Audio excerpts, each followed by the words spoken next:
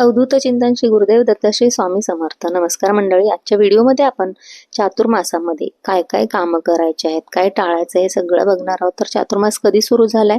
देवशयनी एकादशी पासून म्हणजे आषाढी एकादशी पासून चातुर्मास सुरू झालेला आहे. देव उठणी एकादशी पर्यंत हा 4 महिन्यांचा काळ आहे. या कालावधीत भगवान विष्णू योग निद्रेत जातात अशी धार्मिक मान्यता आहे.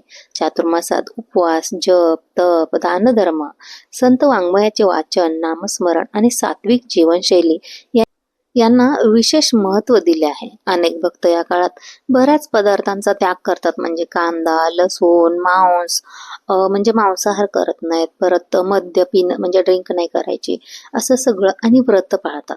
तसेच संतांच्या प्रवचनाचे आयोजन, भक्ती, भजन, कीर्तन, अभंग, धार्मिक कार्यक्रम, भक्तिगीते, रोज मंदिरात जाऊन तिथे दर्शन घेणं, ह्या सगळ्या गोष्टी करतात. मन, शरीर आणि आत्म्याचे शुद्धीकरण करायचं आणि आध्यात्मिक प्रगती करायची, हा या 4 महिन्यांच्या काळामध्ये आपला संकल्प असायला हवा. या काळात ना काही शुभ कार्य वर्ज केली जातात, म्हणजे ह्या 4 महिन्यांच्या काळामध्ये भगवान विष्णू योग निद्रेत असतात.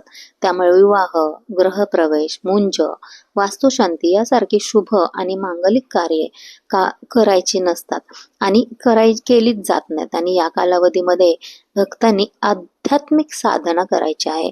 नाम स्मरण करायचं, दानधर्म करायचा आणि सात्विक आचरण आपल्याला अवलंबवायचं आहे. त्या सात्विक आचरणावरती भर द्यायचा आहे. चातुर्मास संपल्यानंतर देवउठणी एकादशी पासून पुन्हा शुभ कार्यांना सुरुवात होते आणि प्रारंभ केला जातो. या 4 महिन्यात, म्हणजे तसं तर कधीच बोलू नये, पण या 4 महिन्यात तर निदान खोटं बोलू नये, कोणाचा राग करू नये, कोणाचा अपशब्द कोणाला बोलू नये, कोणाचा अपमान करू नये. आता चातुर्मासात काय काय करायचं ते तुम्हाला सांगते. काही गोष्टी केल्या ना तर आपल्याला खूप चांगलं फळ मिळतं, म्हणजे पूजापाठ, दानधर्म यांना खूप महत्व आहे. तसं तर या चातुर्मासात बरेच जण ब्रह्मचार्य सुद्धा पाळतात, जमिनीवर झोपतात, पलंगावर झोपत नाहीत. चातुर्मासात सात्विक जेवण करणं एकदम योग्य मानलं जातं, कारण बघा, ऋतूनुसार सुद्धा आपल्या आरोग्यासाठी सुद्धा ते फायद्याचंच आहे. कारण सगळीकडे पावसाचे दिवस असतात आणि आपल्याला फक्त सात्विक जेवण जर घेतलं ना, सात्विक जीवन जर अवलंबवलं ना, तर मग आपल्याला आरोग्य सुद्धा आपलं ठणठणीत आणि उत्तम राहतं. आता या दिवशी या चातुर्मासात 4 महिन्यात ना सकाळी लवकर उठून स्नान करायचं आणि विष्णू देवाच्या मंत्रांचा जप करायचा आहे. लक्ष्मी मातेची पूजा करायची, तुळशी मातेची पूजा करायची. तुळशी मातेची पूजा करताना तिथे दिवा लावून विष्णू सहस्त्रनाम किंवा ओम नमो भगवते वासुदेवाय या मंत्राचा जप करायचा आहे आणि तुळशी मातेला 7 प्रदक्षिणा घालायच्या आहेत. भगवान विष्णू खूप खुश होतात आणि सगळ्यांना माहिती की जेव्हा भगवान विष्णू 4 महिने जेव्हा योगनिद्रेत जातात तेव्हा आपले शिवशंकर भगवान आपला पृथ्वीचा भार सांभाळत असतात, पृथ्वी सांभाळत असतात. तर आपल्याला या चातुर्मासाच्या काळामध्ये आपल्याला भगवान विष्णूंसोबत शिवशंकराची सुद्धा पूजा करायची आहे. जर जमलंच तर जवळ जे मंदिर असेल, गणपती बाप्पाचं असेल, शंकराचं असेल किंवा दत्तगुरूंचं असेल, जे किंवा स्वामींचा मठ असेल, केंद्र असेल, तर तिथं रोज जायचा प्रयत्न करा. कारण या 4 महिन्यात एकदम शुभ फळ मिळतं. बाकीच्या वेगळ्या दिवसांपेक्षा अतिशय उत्तम हा 4 महिन्यांचा काळ आहे, अतिशय पवित्र काळ आहे. तर आपल्याला मंदिरात जाऊन जर दर्शन घेता आलं तर नक्की घ्या. नाहीच जमलं तर घरात जेवढी करता येईल तेवढी सेवा करा. रोज तुपाचा दिवा देवाच्या नावाने, म्हणजे विष्णू भगवानांच्या नावाने लावा आणि शिवशंकरांच्या पिंडीला, म्हणजे जे आपल्या घरात पिंड असते, शंकराचे पिंड, शिवलिंग असतं, त्याला रोज अभिषेक करा. जर दुधाने नाही जमला, पंचामृतने नाही ना जमला, तर फक्त पाण्याने जर अभिषेक केला तरी चालेल. आणि शंकराच्या मंदिरात आपल्याला जायचंच आहे, आवर्जून नाही जमलं तर निदान सोमवारी तरी जा. शिवशंकरांचा मंत्र सुद्धा आपल्याला ओम नमः शिवाय म्हणायचा आहे, कारण शिवशंकर आपल्याला 4 महिने आपला पृथ्वी सांभाळणार आहे. त्यामुळे आपल्याला शिवशंकरांची सुद्धा विष्णू भगवान सोबत पूजा करायची आहे.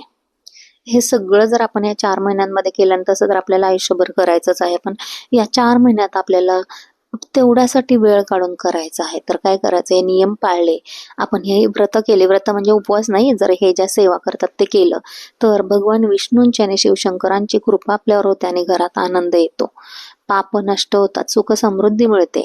दान केलं की आपल्याला पुण्य मिळतं, दुःखातून सुटका होते आणि आपले पूर्वज सुद्धा प्रसन्न होतात.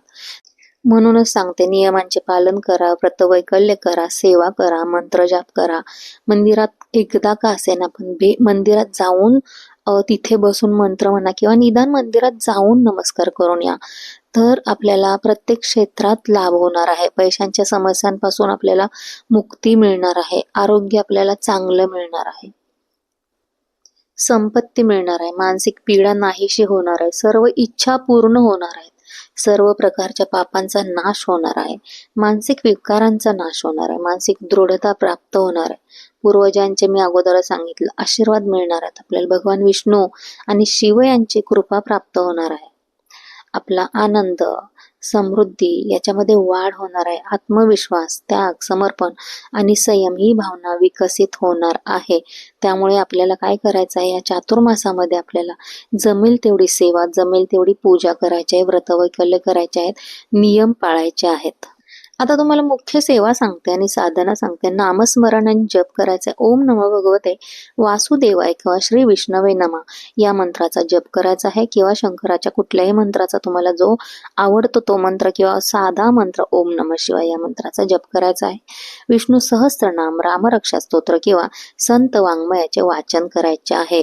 गरजूंना अन्न, वस्त्र किंवा धान्याचे दान करायचे आहेत. सात्विक आहार घ्यायचा आहे. रागावणे, अपशब्द बोलणे हे टाळायचं आहे आणि शांत राहायचं आहे.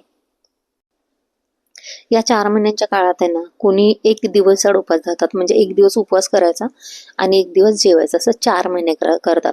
कुणी एकभुक्त राहून उपवास करतात, म्हणजे दिवसातून फक्त एकदाच भोजन करायचं. कुणी पानावरती जेवण करतात, त्याला पर्ण भोजन म्हणतात. पूर्ण 4 महिने पानांवरती जेवायचं, ताटामध्ये जेवायचं नाही. आता ते आणि जेवढं, आता कुणी तर असं करतं की जेवढं न मागता जे मिळेल ना तेवढंच खाऊन ह्या 4 महिन्यामध्ये राहायचं, म्हणजे ते एक व्रताचाच प्रकार आहे. या काळात अनेक स्त्रिया तुळशीची पूजा करणे, धार्मिक ग्रंथांचं वाचन करणे, नामस्मरण करणे यात स्वतःला गुंतवून घेतात. स्त्रियाच नाही, पुरुष सुद्धा. आता आरोग्य आणि आध्यात्मिक साधनेसाठी आपल्याला काय काय करायचं सांगते. कांदा, लसूण, वांगी, मसूर, पांढरे पावटे, चवळी, कोहळा, मुळा, कलिंगड, बोरे, चिंच, मांस, मद्य आणि इतर तामसिक पदार्थ आणि बाहेर किंवा पर अन्न खायचं नाहीये. तर आपल्याला सात्विक आहार घ्यायचा आहे, जसं की म्हणजे बघा, तांदूळ, गहू, मूग, जव, तीळ, गाईचे दूध, दही, तूप, फणस, आंबा, केळी, नारळ आणि सैंधव मीठ. आणि मगाशी सांगितलं मी तुम्हाला की शुभ कार्य करायचे नाहीयेत. हे पदार्थ जे टाळा किंवा हे खावा असं सांगते ना, याच्या मागे ना एक उद्देश आहे की आपल्या आरोग्याच्या दृष्टीने अत्यंत फलदायी आहे, फायदेशीर आहे. कारण यापासून आपण संयम आणि सदाचार पाळून आत्मिक उन्नती साधतो. हा काळ स्वतःला शिस्त लावण्याचा आणि परमेश्वराच्या जवळ जाण्याचा एकदम उत्तम मार्ग आणि उत्तम काळ आहे. त्यामुळे या 4 महिन्यांमध्ये, या चातुर्मासामध्ये जेवढी लहान मोठी व्रत करता येतील ना, तेवढी आपल्या आपल्या श्रद्धेनुसार आणि आपल्या क्षमतेनुसार आपल्याला करायचे. यातलं एक जरी व्रत केलं ना तरी आपल्याला त्याचा खूप मोठा फायदा होणार आहे. एक जरी नियम पाळून हे व्रत केले ना, व्रत म्हणजे सेवा आणि साधना, व्रत म्हणजे उपवास नाही, सेवा आणि साधनेचं बोलते मी, तरी आपल्याला ह्याचा खूप उच्च फळ प्राप्त होणार आहे. तर काहीच जमलं नाही तर घरात तरी देवाच्या नावाने एक दिवा लावा, तो तुपाचा दिवा लावा. तुळशी जवळ जर जमलंच तर तुपाचाच दिवा लावायचा आहे आणि प्रार्थना करायची आहे. अशा छोट्या सेवा आपल्याला चातुर्मासात करायच्या. आता असं नाहीये की आषाढी एकादशी पासून चातुर्मास सुरू झालाय म्हणून तुम्ही त्या दिवसापासून सेवा केली नाही, मग तुम्हाला आता ती सेवाचा हेच गेला, म्हणजे चान्सच गेला, तर तुम्हाला मिळणार नाही, असं काही नाहीये. जेव्हा तुम्हाला कुठलाही, म्हणजे माझाच व्हिडिओ नाही, कुठला पण व्हिडिओ दिसेल, कुठली पण माहिती दिसेल ना याबद्दल, त्या दिवसापासून तुम्हाला सेवेला सुरुवात करायची आहे. जेवढं जमेल तेवढं करा आणि व्रत करायला सुरुवात करा आणि छोट्या सेवा, नामस्मरण घरात सगळं चालू करा. अजून एक खूप माहितीपूर्ण व्हिडिओ घेऊन येते, तोपर्यंत हा व्हिडिओ स्किप न करता शेवटपर्यंत बघितल्याबद्दल मनापासून धन्यवाद. पुन्हा एकदा भेटूया, तोपर्यंत अवधूत चिंतन श्री गुरुदेव दत्त. ओम नमो भगवते वासुदेवाय. ओम नमः शिवाय. चला, थँक्यू, बाय बाय.